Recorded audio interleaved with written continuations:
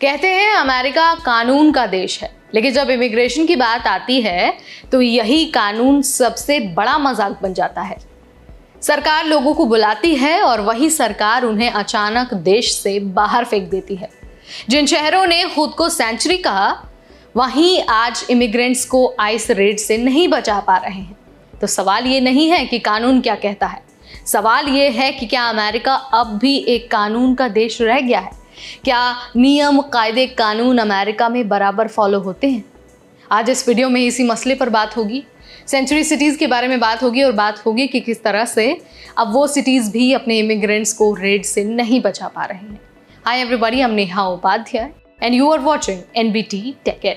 आप सोचते होंगे कि कानून सबके लिए बराबर होता है, लेकिन अमेरिका में इमिग्रेशन कानून खुद नेताओं के हाथ का खिलौना बन चुका है। अमेरिका में करीब 1 करोड़ से ज्यादा लोग ऐसे हैं जो बिना वैलिड कागजों के रह रहे हैं। ये लोग खेतों में, होटल में और कंस्ट्रक्शन सेक्टर में काम करते हैं। अमेरिका की इकॉनमी इन्हीं लोगों पर टिकी है, लेकिन कानून कहता है कि ये सभी लोग तो इल्लीगल है।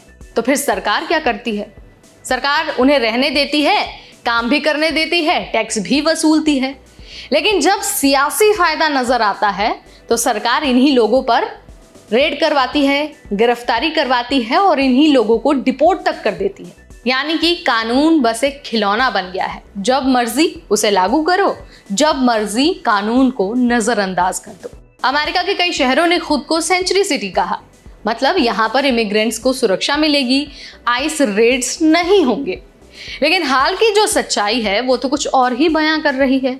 लॉस एंजलिस, न्यूयॉर्क और शिकागो जैसी सिटीज में अब फिर से आइस की छापेमारी शुरू हो चुकी है। खेतों में, रेस्टोरों में और होटल्स में हर जगह छापेमारी दोबारा होने लगी है। सेंचुरी का दावा एक जुमला निकला है। मेयर कैरिन कहती हैं कि हम सबके साथ हैं, लेकिन नेशनल गार्ड की तैनाती नहीं वो रोक सकी। सवाल ये है कि क्या सेंचुरी का मतलब सिर्फ चुनावी नारा है? दावा तो ये भी किया जाता है कि अमेरिका कानून का देश है, लेकिन फिर नियमों को तोड़ने की खुली छूट क्यों मिली है? ट्रैफिक नियमों से लेकर इमिग्रेशन तक हर जगह लोग नियम तोड़ते हैं और कोई फर्क नहीं पड़ता है। जैसे स्पीड लिमिट तो सबको पता ही है, लेकिन उन नियमों का पालन कोई नहीं करता। इसी तरह इमिग्रेशन कानून कहता है कि बाहर रहो, लेकिन असल में सरकार कहती है कि अमेरिका आओ, लेकिन परमानेंट सिक्योरिटी हमसे मत मांगो। यानी कानून यहाँ पर सिर्फ एक फॉर्मेलिटी है, एक वर्ड है जिसकी असल में कोई गारंटी नहीं है, जो आपको सिक्योरिटी की गारंटी तो बिल्कुल नहीं देता है।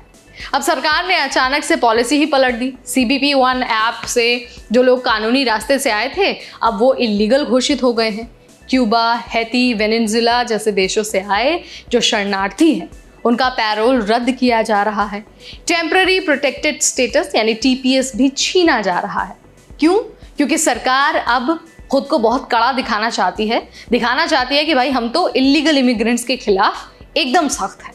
लेकिन सवाल ये है कि जिन लोगों को खुद सरकार ने बुलाया था, उन्हें अचानक इलीगल घोषित कर देना क्या न्याय होगा? डेमोक्रेट्स का रवैया दिखावटी दया से भरा रहा है। कानून साफ नहीं किया है, ऐप लॉन्च किया है, पैरोल दी और फिर खुद ही उसे बंद कर दी। वहीं कई सारे शहरों ने तो सेंचुरी की बातें भी की, लेकिन सुरक्षा नहीं दे पाए। रिपब्लिकन्स का रवैया कठोर है, सख्ती के नाम पर इंसानियत को भुला देते हैं, डिपोर्टेशन को राजनीतिक हथियार बना लिया। और इन सब के बीच असली नुकसान किसका हुआ है? नुकसान हुआ है उन लोगों का जो सालों से मेहनत कर रहे हैं, जिनके बच्चे अमेरिकी नागरिक हैं, जो टैक्स भी भरते हैं, लेकिन जब डॉक्यूमेंट्स की बारी आती है तो उन्हें इल्लीगल कह दिया जाता है। उनसे कहा जाता है कि आपके पास तो डॉक्यूमेंट नहीं है, तो मतलब आप अमेरिका में रहने लायक नहीं हैं। तो अगर कानून का मतलब स्टेबिलिटी नहीं है, इंसाफ नहीं है, तो क्या वो वाकई कानून है या फिर सिर्फ एक पॉलिटिकल चाल है? इस तरह के सवाल अब अमेरिका में उठ रहे हैं, क्योंकि ये अमेरिका ही है जिसने इमिग्रेंट्स को पहले अपने देश में बुलाया।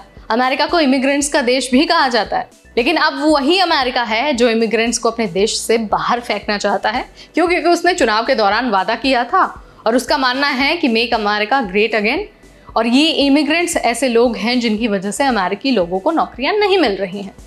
फिलहाल जो भी है, हर दिन नए नए नियम आ रहे हैं, हर दिन नई नई पॉलिसीज़ को इंट्रोड्यूस किया जा रहा है, पैरोल को ख़त्म किया जा रहा है, टेम्पररी प्रोटेक्टेड स्टेटस को भी ख़त्म किया जा रहा है। ट्रंप पहले ही ये वादा कर चुके हैं कि वो 10 लाख इमिग्रेंट्स को अमेरिका से बाहर करेंगे। तो यहाँ पर मैंने बहुत आसान भाषा में आपको ये पूरा जो माजरा है वो समझा दिया है। अगर आपको वीडियो पसंद आया है तो इसे लाइक और शेयर करना बिल्कुल न भूलें। ऐसे अपडेट्स, ऐसे वीडियोस के लिए आज ही सब्सक्राइब करिए हमारा चैनल NBT Tech Ed।